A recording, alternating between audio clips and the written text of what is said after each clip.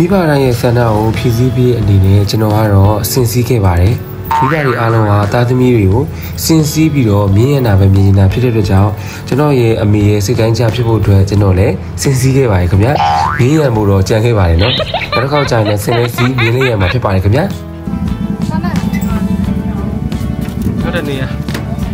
ကဲဟောပါမယ်။ဒီနေရာလေးကိုတော့ဝဏ္ဏဖရမေရူလို့ခေါ်ပါတယ်ဒီနေရာလေးကကျွန်တော်ရှင်းပြခြင်းဆုံးနေရာလေးဖြစ်ပါတယ်ခင်ဗျာအဲလိုမျိုးတွေအတွက်လည်းအထွတ်အမြတ်ထားရနေရာလေးဖြစ်တယ်လို့ကျွန်တော်မြန်မာလူမျိုးတွေအတွက်လည်းသိရှိစေတဲ့နေရာလေးဖြစ်ပါတယ်ကျွန်တော်တို့ရဲ့ဘေးနောင်မင်းတရားကြီးကထိုင်းနိုင်ငံကိုစစ်တိုက်တဲ့အခါမှာဒီအယုဒ္ဓယထိသိမ်းယူနိုင်ခဲ့တာဖြစ်ပါတယ်နိုင်ငံလုံးပြပုံအတိဖြစ်ပေမဲ့ဒီနေရာလေးပဲအကောင်းပကတိကျန်ခဲ့တဲ့အတွက်ကြောင့်ဒီနေရာလေးကိုတကူကြီးရေဆိုပြီးတော့အထွတ်အမြတ်ထားပြီးတော့ကိုးကွယ်ကြတာဖြစ်ပါတယ်ခင်ဗျာနောက်တစ်နေရာကတော့ကျွန်တော်ကြိုက်ဆုံးနေရာဖြစ်တဲ့ဖန်ချန်အယုဒ္ဓယဖြစ်ပါတယ်ဒါကတော့စင်တွေစီးရဲ့နေရာဖြစ်ပါတယ်စင်တွေလည်းစီးလို့ရတယ်လို့အစာရည်လည်းကျွေးလို့ရတယ်ပြီးတော့စင်တွေနဲ့အတူဓာတ်ပုံလည်းရိုက်လို့ရပါတယ်ခင်ဗျာဓာတ်ပုံရိုက်ခံပြီးတဲ့စင်လေးကလူလဲရင်ပါပြီးတော့ရင်လဲရင်ကြည့်ပါတယ်သူက post အမျိုးမျိုးပြီးပြီးတော့ပတ်ဆက်လေးပြီးရင်ဓာတ်ပုံရိုက်လို့ရပါတယ်ခင်ဗျာမိဘတိုင်းရဲ့ဆန္ဒကိုဖြည့်ဆည်းပြီးအနေနဲ့ကျွန်တော်ကတော့စဉ်းစည်းခဲ့ပါတယ်မိဘတွေအားလုံးဟာသားသမီးတွေကိုစဉ်းစည်းပြီးတော့မြင်ရတာပဲမြင်နေတာဖြစ်တဲ့အတွက်ကြောင့်ကျွန်တော်ရဲ့အမေရဲ့စိတ်တိုင်းကြဖြစ်ဖို့အတွက်ကျွန်တော်လည်းစဉ်းစည်းခဲ့ပါတယ်ခင်ဗျာမြင်ရမှုတော့ကြံခဲ့ပါတယ်နော်နောက်တစ်ခေါက်ကျရင်လည်းစဉ်းလေးစီးမြင်လေးရမှာဖြစ်ပါတယ်ခင်ဗျာကဲစဉ်းပြီးပါပြီစဉ်းပြီးတော့ဒီမှာဓာတ်ပုံလေးရိုက်ပြီးတာဓာတ်ပုံလေးရွေးလာခဲ့ပါတယ်ကြည့်လိုက်ပါလို့နေနောက်ထပ်တစ်နေရာလေးကတော့ဝပ္ပရမဟာထက်ဖြစ်ပါတယ်ခင်ဗျာဒီနေရာလေးကတော့ရှေးအောင်ဘုရားတွေကိုဖွံ့ဖြိုးလို့ရတဲ့အဖြစ်အရန်ထူးခြားတဲ့အရာတစ်ခုကတော့ညောင်ပင်ထဲမှာဘုရားဥကောင်းဟာရှိနေတာဖြစ်ပါတယ်ဒီနေရာလေးကိုတစ်ပင်နဲ့ဟာဘုရားကောင်းဆိုပြီးတော့နာမည်ကြီးပါတယ်နိုင်ငံခြားသားတော်များများလာရောက်လည်ပတ်တဲ့နေရာလေးဖြစ်ပါတယ်နေရာလေးကိုရောက်တော့ကျွန်တော်မြန်မာနိုင်ငံကပကံကိုလည်းအရန်သတိရသွားတယ်ပေါ့နော်ဒါပေမဲ့တူတော့မတူပေါ့နော်အဲ့တော့ဗီဒီယိုလေးကိုပဲစောင့်ကြည့်လိုက်ပါဒါကတော့အယုဒ္ဓယရဲ့ဘုရားအဟောင်းလေးတွေကျွန်တော်တို့မြန်မာနိုင်ငံနဲ့နှိုင်းယှဉ်ရမယ်ဆိုရင်တော့ပကံလိုပေါ့နော်ဒါပေမဲ့အနှစ်သာရကတော့ပကံလောက်မလေးနဲ့သွားပြီးလေပတ်ရတာပေါ့နော်ပကံဆိုရင်ကိုမြန်မာနိုင်ငံယဉ်ကျေးမှုကြောင့်လားတော့မသိဘူးလေးနဲ့တဲ့အနှစ်သာရရှိတယ်တော့ရောက်လေပတ်ရတာစိတ်ခံစားမှုကဟုတ်တယ်ကောရွှွတ်ကြီးလိုပဲဒီမှာတော့အဲ့ဒီတစ်ခုပဲကျွန်တော်ကတော့ထုတ်တတ်ပါတယ်နည်းဒါကတော့အယုဒ္ဓယပဲဖြစ်ပါတယ်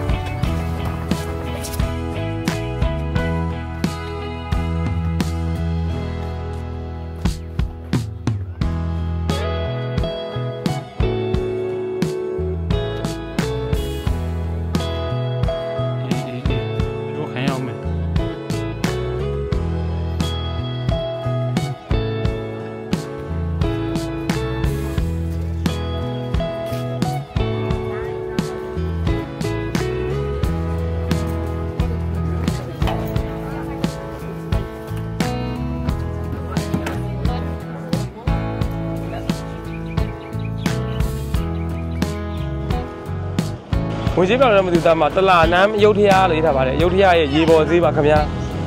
ဒီနောက်တစ်နေရာကတော့တလာနမ်းအယုဒ္ဓ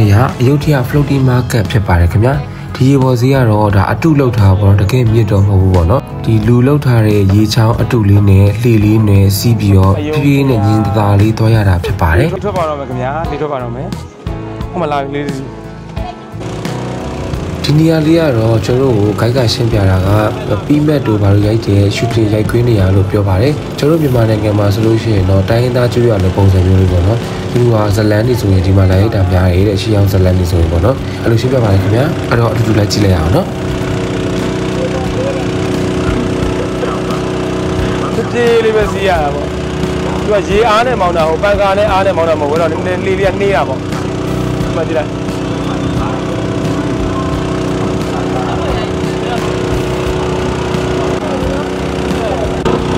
ချွတ်တင်အိမ်ပေါ့နော်ကျွန်တော်တို့ပြီးမှတ်တွေမီးနက်တွေကြီးခဲ့တဲ့ကားတွေက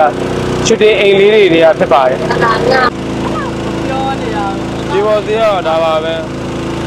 200နဲ့ချင်းမိသွားပါတယ်ကဲဒါကတော့မိုးပြန်ဘူးဒီပေါင်းစီးနေရလားအေးတော့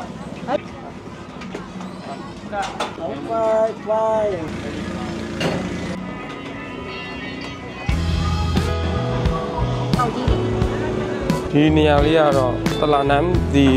အယုဒ္ဓယဆိုတဲ့နေရာလေးကကျွန်တော်တို့ထိုင်းကားတွေမှာပြီးမှတ်တို့မီနတ်တို့ဘာညာတရကာတရေကားတွေမှာအမြဲဂျင်းထက်ခံနေရတဲ့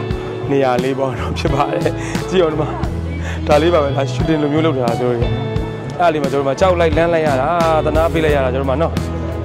တကယ်တော့ဒါပါပဲလို့